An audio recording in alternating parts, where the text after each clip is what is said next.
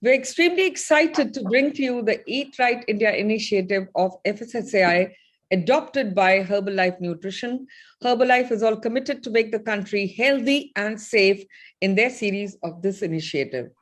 Part 2, also acknowledging our broadcasting partners, the Mitro app, Daily Hunt, Union TV. And together we'd like to extend a fervent welcome to all of you, a happy new year to all of you on this session. According to FSSAI and Herbalife, all good health starts with diet and digestion. Accordingly, one of the most important things that we can do for our health every day, friends, is to eat wisely, as food is a powerful medicine. Today, I'm pleased to introduce very eminent personalities, but before that, our eminent chief guest for the special program is Ms. Inoshi Sharma, Director, Social and Behavioral Change at the Food Fortification Resource Center. She's a civil servant and officer of the IRS. I'd like to invite Inoshi ma'am to give the keynote, please. Thank you so much, Nidhi ji. It's such a pleasure to be here, and I must congratulate Herbalife for really adopting the Eat Right initiatives and really putting it forward. And meetings and webinars like these are actually wonderful ways in which, through interactions and dialogues, we can kind of improve on our outreach, and also in terms of the implementation and outreach that we are having. So, now that you've talked about the Eat Right initiative, I just take a couple of minutes to sort of, talk about what is it really that we mean by the Eat Right India. So the Food Safety Standards Authority of India, of course, is the apex body in the country, which looks after the regulatory aspects, setting up standards for food products, and also ensuring that, the lab network where foods are tested are in place. But what we've also realized in the past 3-4 years is that having, a system for regulation, for testing is by itself not sufficient. What is really important is to also create an awareness both among the consumers as well as the food business sector regarding the importance of safe and nourishing food. And why is it so important that in today's world, we also ensure that it is produced in an environmentally sustainable manner, and also encompasses some of our traditional food culture.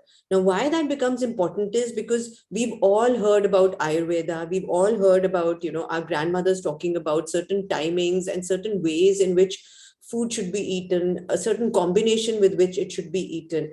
But in this fast-paced life that we have, many times because of paucity of time, sometimes it could be because we don't have access to nutritive food. Sometimes it can be an issue of affordability also, that we, forget about the kind of food that we are really having. We just eat so that we satiate our hunger, but we don't realize, is it providing us with the adequate nutrients that our body needs? And therefore, we thought that, considering a country which is the second most populous in the world, what is it that we want our citizens to be conscious about? We need to make sure people in India are having food which is locally produced, which is seasonally available, and which is made at home using traditional wisdom, with the traditional spices that we had, the oils that we have. Enjoy the meal, chew it properly, make sure our digestion is properly done. Now, why that becomes very important is because, one, if food is prepared safely, you don't end up having foodborne illnesses. In a country like India, it's amazing. We have almost 100 million cases of foodborne illnesses. And that leads to almost $12 billion in terms of GDP, in terms of, people spending money. Then when you do end up eating food, you realize if you're not getting the proper nutrition, you realize that actually you may end up having micronutrient deficiencies. A lot of people from very good families also don't have proper hemoglobin levels. They may have deficiency in vitamin D, A, B12. It's become so common that you are having pills or having sachets. Now, why that happens again is because we are not having proper food. It's amazing. The NFHS 5 data, which has recently come out, also shows a lot of states. So almost half of the population, which is women, and among women, at least 50%, more than that, and children are anemic. Also, there's a lot of food waste which is happening. We don't even realize it at home. Sometimes a little bit of sabzi or dal or anything is left. sometimes people do throw it away. They won't think about recycling it or sharing it. So that's another initiative that we have to think about, of how we can, make sure that the food that we have does not get wasted. So there are 5 broad key actions which come under the Eat Right initiative, and they can all be clubbed into 3 broad pillars. The first pillar is Eat Safe, which means food should be prepared in a safe and hygienic condition. It should not have adulterants, and it is not leading to any foodborne illnesses. Second, eat healthy. Healthy means you are having proper micronutrients. So have fortified foods. Fortified foods are available in our country: milk, oil, salt, rice, and wheat. And in fact, recently, we've also urged the food businesses to adopt fortification in processed foods, such as breakfast cereals, juices, and bread and bakery wares. And eat healthy also means you're having local seasonal foods. A lot of people, at least like I'm from North India, even in summers, they'll have matar and gobi. And in winters, they'll look for bhindi. Why do you do that? Have the fruit and the vegetable which is off the season. And the last is eating sustainable. Sustainable means you eat something which is good for your planet. So obviously it's local and seasonal because the carbon footprint is not there, but also making sure that, for the food businesses, you're not reusing the oil. At an individual level, you are not using plastic. You reduce the consumption of or wastage of water. Those are some of the things. And of course, then when you think about these 3 pillars, under each pillar, under Eat Right initiative, you can have a number of programs. So for instance, currently we are working on the front of the pack labeling, which should hopefully see the light this year, where we want people to be sensitive about a high content of fat, salt, or sugar in a particular product. We've already, come down to 2% trans fat in a particular product from the 1st of January. And we are also big time into training of food handlers. So we have a program called FOSTAC. And what we do is we urge the food businesses that whoever is handling food in your units should be properly trained. It's just a 4-hour training session in which training is provided. Then we have a lot of certification programs where we are urging people with even small outlets. It could be a dhaba, it could be a street vendor, it could be a huge hotel, it could be a restaurant, fancy outlet. All of them can get certification in hygiene rating, which again means that the people who are handling food are properly trained and safety and hygiene protocols are maintained. And then, of course, a big chunk of Eat Right is on the IEC, where we want people to be aware about why is it important to reduce the amount of salt, sugar, and fat in their food, how they can in every day adopt programs or menus which are good for health. So it's like a bouquet of programs. And of course, when we are talking about the FPOs, we have, of course, FPOs like, for instance, Herbalife, which have actually adopted a lot of our programs, such as the Eat Right Campus, where we make sure that not just the consumers for whom we are making our products, but even our employees, when they come and work, they work in an environment where, healthy food is provided. There is a lot of IEC display to adopt those things in our personal lives.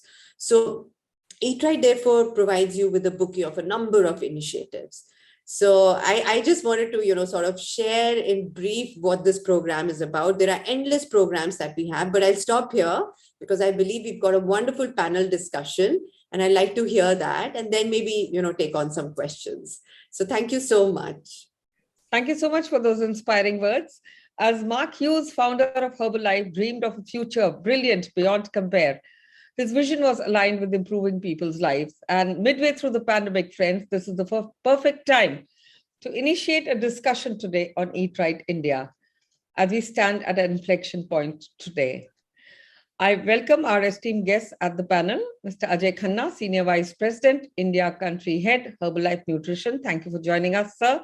Dr. Pramod Garg, Executive Director, Translational Health Science and Technology Institute, THSTI, Faridabad, and formerly from AIMS. Many thanks for joining us, sir, and for your time. Dr. Iram Rao, from FSSAI, also the prestigious Delhi University. Thank you, ma'am, for your time. You have been handling and supervising content at the Food Safety and Standard Authority of India. Then we have from Gujarat, our Deputy Food Commissioner, Food and Drug Control Administration, C.H. Gohil, working with FDCA since 1981. Many thanks for joining us, sir. Namaste. And of course, we're very happy to be joined by Srimati Leelavati ji, Food Commissioner of Karnataka. Many thanks for your time, ma'am, and thank you for joining us today. I'll begin with you, Mr. Khanna. I would like to ask you in the beginning, what and why immunity is the best defense, and how does one fuel it? Sir. Thank you, Nidhi, and thank you for the question. And first of all, wish you all a very happy New Year. Well, it's an important question because, you know, immunity is a complex biological process, and that is either innate or acquired. We all recognize that inner nutrition and wellness has a strong role to play to build the building the and enhancing the immunity. You know, while the mainstream discussion has always been around nutrients and their impact on the body, we are now looking at multifaceted, multilateral approach to building, you know, immunity. And there are many lifestyle factors that impact our immunity. We all know that healthy lifestyle and good nutrition are key. And you also heard Inoshi ma'am talking about healthy eating, you know, eat healthy. But we also require, you know, educational resources and programs such as the Eat Right movement to know how to use nutrition to our best advantage. You know, Nidhi ma'am, one of the biggest questions we want to answer is around bioavailability. How can we get value out of any food? This means that we need to ensure quality of our food cycle from the start, you know, what we call it seed to feed. We do need to examine the entire food cycle to ensure availability of all food groups are sustainability produced or cropped, and to support immunity. I mean, that's and which is very critical for the public health. This is the right time to initiate such a discussion, as you rightly said. And I'd like to go to our next panelist, Dr. Garg. I think nutrition is very related to your insights as well, as the world is today sitting on a mountain of unprecedented health. Tell us something in your words as a doctor, and such an eminent one at that from AIIMS.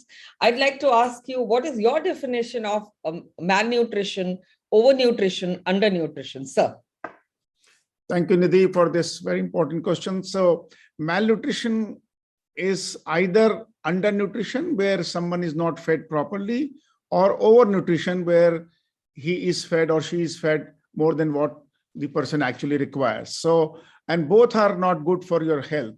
So undernutrition is something where you don't take enough calories, or you don't take enough proteins, or as Madam Sharma was saying, you don't take enough micronutrients, be it vitamins or minerals. And overnutrition is where you take more calories than what is required. And as we all know, it results in obesity, and obesity itself, by itself, may be now classified as a disease, rather than just saying that, you know, someone is obese, so associated with many other problems. But by itself also, many people would categorize it as a disease. So undernutrition, where you have protein energy malnutrition, or you have protein malnutrition, and overnutrition leading to obesity, I think both are major problems and have an impact on immune function, as just been discussed.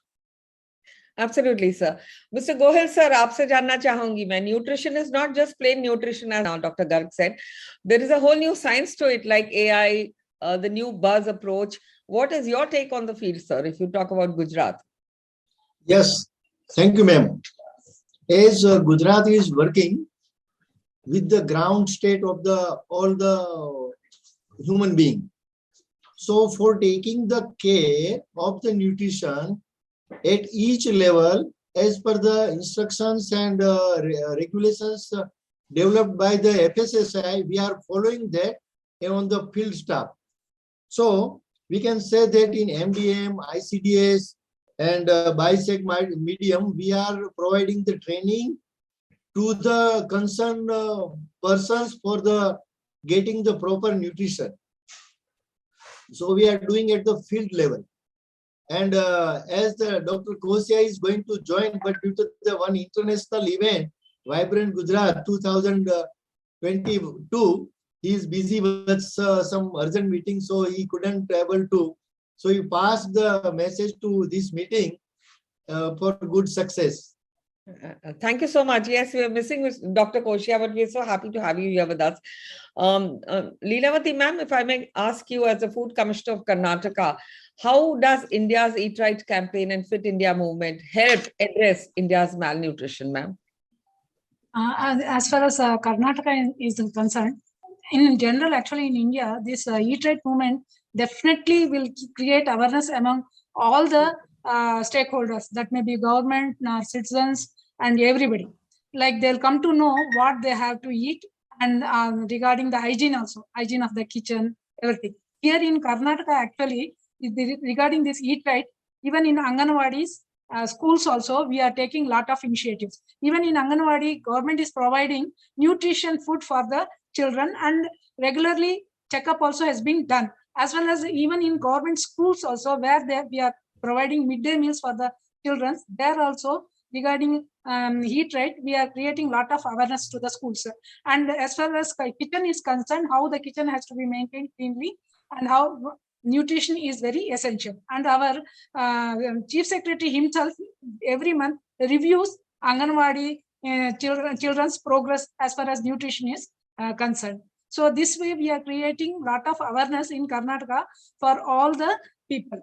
And now I feel this is one of my suggestions, that if we introduce regarding this nutrition in the schools, if the children come to know, maybe that way we will be building a very healthy society. So, and we also should create awareness regarding malnutrition and as well as overnutrition to the children from the school level itself. And that will be better, and it will create a healthy society.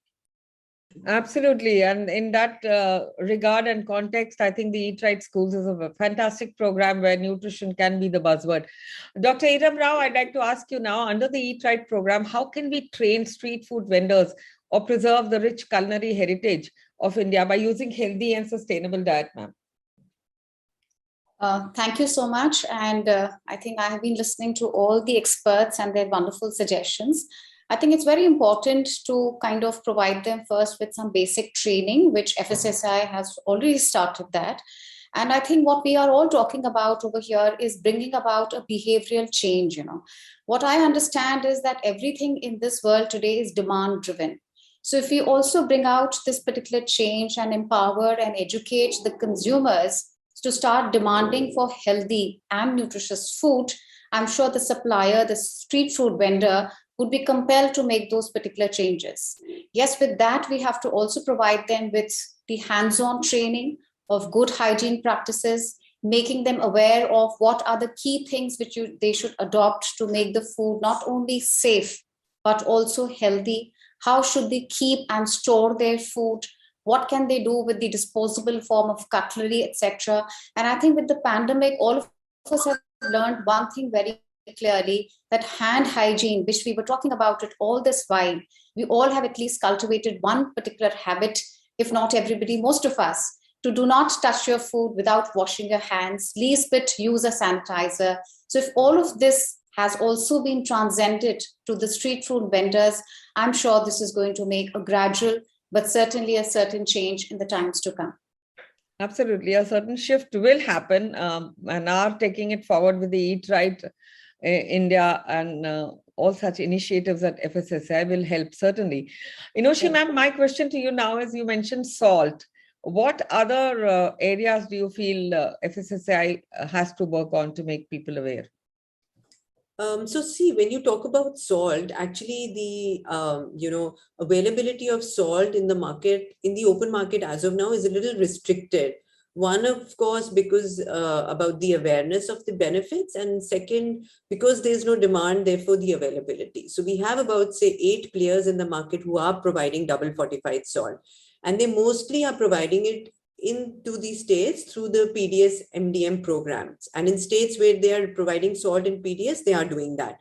So I recently came back from my visit from J&K and from Haryana, and I got to know that in all the programs over there, they are providing double fortified salt. So we are working, in fact, because of the COVID situation and the lockdowns, we really couldn't, do a big sort of a campaign on this. But in the next few months, we will, really work on promoting double fortified salt. But if I were to just look at salt, I mean, because, just salt, the consumption of salt per se in our country, vis-a-vis, the global average is almost double or even more than that. So, ideally we should be having, say, 5 grams, or maybe you can go up to 6 or 7 grams a day. But here we almost have 12 to 14 grams. And that, of course, affects, your health also. So on one side, you're trying to promote double fortified salt, telling people it's good for you. On the other side, you're also trying to tell people, please consume less salt, because that's adversely going to affect your health. So both the things are going simultaneously. For salt, of course, last year we had a wonderful challenge called the a low salt challenge, in which we were coming out with recipes in which how you can actually reduce the amount of salt by using condiments or spices or cooking methods and still have nutritious food. So that is on. Yes, ma'am. Mr. Khanna, now my next question to you is that the overview for global demand for better nutrition is there. What is the vision statement that you're coming up with, Herbalife, sir? Well, Nidhi ma'am, from an organizational perspective, we are very clear in our approach to nutrition. And we have a portfolio of high performance, science-based products which meet all the global benchmarks for safety and efficacy. In fact, our network of distributors leverage on what we call the distributor difference to make the nutrition experience very personal and relevant to the consumer. And we are also committed to nutrition advocacy and education by working with various stakeholders to eradicate global megatrend obesity and malnutrition. Well, we believe that it's our responsibility as a global nutrition company to ensure nutrition reaches all aspects of society, and especially to those who need it the most. In fact, in 2019, we started the Nutrition for Zero Hunger initiative. Now, this Zero Hunger is a global program that is dedicated to providing nutritious food and nutrition education to communities around the world. The effort that is aligned with the United Nations Sustainable Development Goal number 2, which seeks to end hunger in all forms by 2030. Well, I'm happy to share that in India, Nutrition for Zero Hunger has impacted more than 5 lakh women and children to improve their nutrition choices and outcomes. And since March 2021, our distributors and employees of Herbalife Nutrition in India have contributed more than 1 lakh kilos of food that has fed more thousands of people and their families all across the country, in India. Absolutely. And I think all our panelists will agree with this, that this kind of partnership that you are going through is impacting all the movements in the states as well. Dr. Garg, my next question to you. If we talk of children and women, what are the, hazards that you see, and how do you feel this could be addressed perhaps in India? So, is your question that specifically to women and children in terms of their nutritional requirements? Yes, sir. For women particularly, I mean, you all know that they require supplements, particularly iron, in their reproductive age groups. And I think it should be advisable that they actually check their hemoglobin levels, and if they're deficient in them, it is better to supplement iron in them. For children, again, I think it's the wholesome food that is required to meet their requirements of growth, and very important they eat enough calories during their childhood and adolescence. I'll stop here. Absolutely, sir. जैसे आपने कहा, यहाँ मैं थोड़ा सा digress करना चाहूँगी. I'll ask Kinoshi ma'am to also comment on what you think these kind of partnerships, like we have one with Herbalife, Do you think it's important for corporates to come around and support this cause, ma'am? Yes, definitely. Because you see, in today's world, where in fact the consumers are constantly, sort of bombarded with advertisements and displays everywhere around them, there is a certain responsibility in terms of, what you're providing to the ultimate consumer also. What's really, sometimes incredible is, we go to rural areas, we go to far-flung areas, and you find people don't really have food to eat, but they'll always have some packaged food to eat or some beverage in a bottle or a can to have. And how is that in fact possible? Because again, the systems which are in place, the funds which are available, and of course at the end of the day, profit is there, and it's actually important. I mean, everybody, even we are earning money at the end of the day, to eat. So if we want to eat something, and we have information that, okay, there is a choice between, say, two products and one is more healthier, I think that becomes really, truly important. And what I also believe is that our consumers are becoming extremely picky. They are becoming aware. In fact, at least in urban areas, we've seen a lot of people, especially after COVID, shifting to products which actually boost immunity, products which actually help you remain fit and healthy and provide you with all the nutrients which are necessary. So FPOs actually adopt this or try to make their products more healthy. I think in the long run, there will be a greater acceptability towards those products than products which are, just satisfying your palate for some time. Absolutely. जैसे आपने कहा, सरकार क्या क्या कर सकती है, समाज को भी आगे आना पड़ेगा, और यहाँ मैं सराहना करूंगी हर्बल लाइफ के इनिशिएटिव की। और अगला सवाल मैं लेती हूँ आपसे। Can I just make a point? Yes, sir. So I think we have to break this myth of some dietary components boosting your immunity.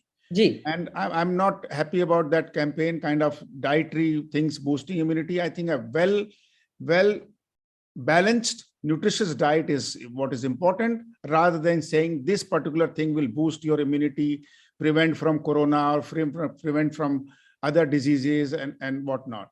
So I think that myth has to be broken. Eating healthy means you're cooking your food at home properly, you mixing your food well, and I have given you the components that everybody can eat at home at a very, very reasonable price. So that is what is important, rather than, promoting something which is out of reach for large majority of our people. बिल्कुल। Gohil sir, यहाँ आपसे जानना चाहूंगी गुजरात के initiative के बारे में, to improve the living standards of people. कुछ नए खास इनिशिएटिव्स हुए तो उनके बारे में प्लीज जानकारी दें। सर, मैडम, आपका क्वेश्चन बहुत सही है। I can happy to share that before Food Safety and Standard Act, जब 5 अगस्त 2011 में फूड सेफ्टी एक्ट आया, उससे पहले हमने December 2010 में we have started on this, because we know people are taking more food from the street than the restaurant and star hotels. So if we will start these practices from the street level vendors, and we are improving the manufacturing and processing methods of that particular food business operator. Suppose we think that एक food business operator है, उसकी जब हम change करते हैं उसकी methods, तो वो उसके पास जितने भी customer आते हैं उसको they will get the good food, and food is directly connected with the health. So on that basis we are doing from the ground level, and we are happy to share with some figures that Gujarat is leading state with the 28 districts we are participating in Eat Right challenges, and more than 58 Eat Right campuses are certified by this state government. Then 20 states are engaged with the Clean Street Food Hub, and more than, और यहाँ मंदिर में प्रसाद का भी ज्यादा रहता है, तो under the BOG scheme of the FSSAI, we are also considering this, and basically our food enforcement team जब भी कोई भी कहाँ भी मुलाकात लेती है, with the ideas of the FSSAI, we are only concentrating the cook कि आप अपनी प्रोसेस किस तरह से करेंगे तो न्यूट्रिशन ज्यादा बचेगा और that will directly connected with the consumer. So we are doing this initiative regarding this, and we are also following the INNOCM's ideas from there, providing each and every time. So we are doing that. Absolutely, sir. यहाँ मैं जानना चाहूंगी आपसे Lilavati ma'am, अगर आप बात करें preventive and promotive health की या स्वच्छ भारत अभियान की, बैलेंस डाइट की, तो किस तरह के इनिशिएटिव कर्नाटका में लिए गए हैं? As far as Swachh Bharat is concerned, they are promoting that a lot of toilets has to be constructed in the rural Karnataka, as far as is concerned. And also we are teaching in our schools regarding the hand wash to the children. All the school children, and especially first to third, they are taught how they have to clean their hands. So such things we are introducing, and also we are telling them how they have to maintain their personal hygiene also. And the other thing which I came to know is that regarding women and children, regarding their nutrition, we have special programs for women, especially pregnant women, and also for the children who are studying in Anganwadis. And as I already said that these programs are monitored by our Chief Secretary himself, and usually he sees that the progress is in line actually.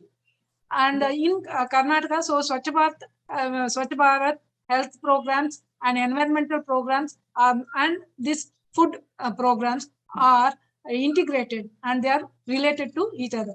And then even women and child department people, usually whatever food they provide to their Anganwadis Pushti are ICPS department people, integrated child protection scheme people. They have their own homes called Makkala Palana Kendra, where they cook food for the children. Those things are also monitored by our food safety people. So, and even AMF, Karnataka Milk Federation people, they also take our help to see that their milk or butter, whatever milk products they produce, usually they are intact. So like this, we usually monitor wherever, even our food and civil supply people also take our help to see that in the fair price shops, whatever food grains are provided, they are up to the mark. So like this, we coordinate with for food and civil supply, women and child, and all the other health departments also. Absolutely, ma'am. Dr. Iram Rao, I would like to now ask you, what are your insights into nutritional self-reliance when we look at India at 75? Whether it's food technology, whether it's innovation, what would you like to speak about? I think the big change which will make a change in our country would be, as everybody's mentioned, nutrition, health, and wellness. It's a complete package where we're talking about providing. If you talk about from the food technology perspective, I think the stakeholders, our industry partners, have to be responsible in delivering food which is just not tasty, palatable, attractively packaged, but also delivering nutrients, not particularly macronutrients, focusing on the micronutrients, talking about the bioavailability as it's been mentioned earlier, and also talking about that it should be still tasty, healthy, and palatable. So that's the big game changer which I see. And nutrition is going to make all the difference, as mentioned by our other colleagues also over here, that we do not want any expensive food. Food has to be wholesome. Food has to be balanced. Food has to be sustainable. The key words are go in for seasonal, in moderation, regionally available foods. We're not asking you to shun the foods which are expensive. Do enjoy them once in a way, but please do think of the poor farmer as well, that where this particular purchase is going to take, and also keeping in mind the carbon credits, And the final word would be that, we all as stakeholders have to start demanding for healthy foods, which are low in fat, or at least healthy fats they're giving us. They're giving you just the right amount of salt, which is required for giving palatability to the food. And also please go slow on the sugar. So if this is the kind of change, the industry is going to be under huge pressure to deliver this. And as Dr. Garg mentioned, nobody will have to resort to any multivitamins, any kind of thing. So if you're healthy, you can bank on this food. And finally, do not forget your water intake, and please change your lifestyle. It has to be healthy. Move out, stop using remotes, go out and, break the shell of the sedentary life. And I think this would be a huge game changer for our country, which is at the ripe age of 75 years. Thank you. Yes, very well said. One question that comes to my mind, and I'll ask you for this, Mr. Ajay Khanna, how does one bridge the communication gap, say, between consumers and provide a resource hub for them to stay aware and updated about food key activities? Well, I think the speakers who spoke just now, they spoke a lot about educating, healthy, active lifestyle. And I believe that the government of India and FSSAI have made excellent efforts to build resources to empower and educate people about food activities and food choices. The Eat Right movement, for example, is one of the most I would say the most powerful resource hubs for public health, and that has been validated by many credible stakeholders along with the FOSTAC. And also FSSAI has both revolutionized and institutionalized the food system, from formulating new regulations to capacity building via rating programs, Eat Right campus, Bhog, clean street food hubs, clean fruits and vegetable markets, clustering and benchmarking of street food vendors, to working with stakeholders to create safe and sustainable packaging material. I mean, FSSAI has built a strong resource hub, which we strongly believe that will enable widespread social and behavioral change in India, towards healthy and sustainable eating habits. And we as Herbalife, through our personalized approach to nutrition, we are uniquely positioned to support FSSAI in its effort to empower individuals and communities at grassroots levels with resources and education to make healthier choices. Absolutely.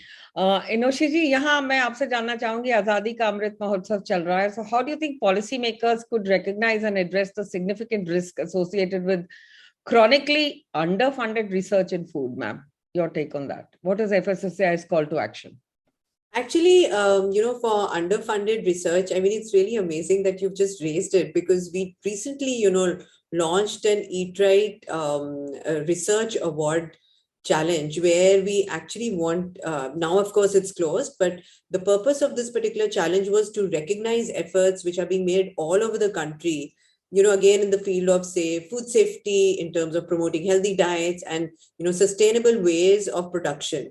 So if anybody's done research in it, it could be an individual, an educational institution, or even a startup. They could apply, and we are ready to provide some sort of funding for a period of 1.5 to 2 years, in which, we can come up with some technological breakthrough or already a practice which is available in the country. What's amazing is in our country, we have so much knowledge, so much information. It's all there. But sometimes it's more regional or localized. It could also be because, there are certain food items or plants or vegetation which is particular to an area. And therefore, it could not have traveled to other places. But again, in today's world, when you can order everything at home online and everybody's trying out new things, especially with the lockdown, everybody's been experimenting.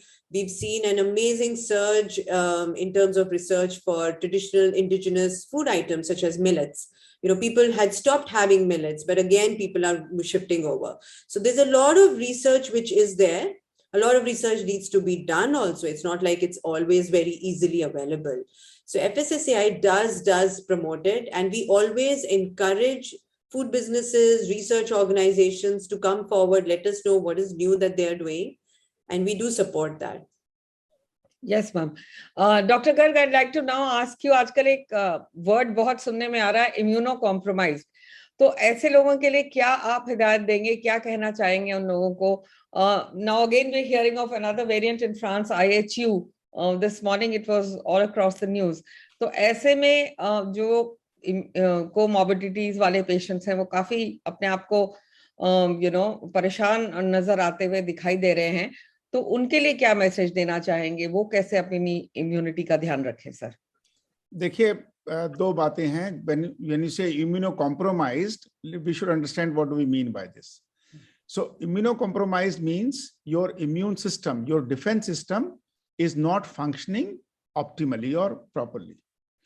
There are many reasons for that. One is related to your diet. That means someone who is malnourished, undernourished, does not or may not have adequate defense system. That is one part. And that's where the importance of food lies, that the person should take adequate, nutritious diet. The second is someone has an illness which puts the person at risk of being immunocompromised, means the defense system is down. So for example, someone who has got a cancer, then a person is immunocompromised. The third category is when a person is having an illness for which a treatment is being given, which compromises the immune function. For example, someone has a disease requiring steroids or some other drugs which can put a person at risk of developing opportunistic infection because of the defense mechanism being impaired. So when you talk about immunocompromise, it's a very, it's an umbrella term.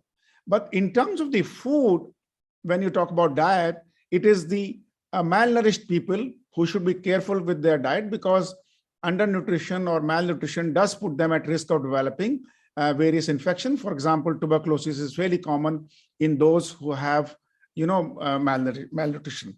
Absolutely. और या मैं गोहिल जी आपसे जानना चाहूंगी, कोई vision statement अगर आपकी है on health and nutrition for Gujarat, please share करें. So as I have talked earlier, that we are going to do the work at ground level only. So वहां से ground से village area से जो भी काम होता है, please, are you getting me? I'm audible? Yes. Yes. तो वहां हम FSW फूड सेफ्टी की जो गाइडलाइन है उसका हम जो गुजराती में कन्वर्जन करके लोकल लैंग्वेज में तो हर विलेज तक जाते हैं. वहां हम ऑडियो में जो FSW के मीडियम से वो हम कर सकते हैं और we are providing that to the at village level consumer. तो ये करते हैं. तो फॉर ईटिंग वेल स्कूल में भी जाते हैं और स्कूल में भी इस तरह से प्रोग्राम करते हैं और उसकी by the medium of the FSW and FSSI guideline we are following that. Absolutely. And in the end, I'd like to thank all the panelists for joining us and sharing your valuable time with us. Our focus today, friends, was to promote and safeguard public health by clearing doubts, confusion, and myths related to food and business and traders, users, anybody associated with the food industry, directly or indirectly. So let food be our medicine. Let us begin to strengthen our immunity. And remember, every machine or system needs a break. Our digestive system and body also need a break to detoxify itself. After all, health is wealth, and it is indeed the need of the hour to invest in the same and safeguard the future. I'd like to thank Mitro app, who worked relentlessly to create this one-of-a-kind digital event and brought all of you together on the same platform. I also thank Daily Hunt. A special shout out to FSSAI, Eat Right Foundation, and Herbalife Nutrition for thanking. And I'd like to thank you, Herbalife Nutrition, for supporting us in this endeavor. Many thanks to all the panelists. Namaskar.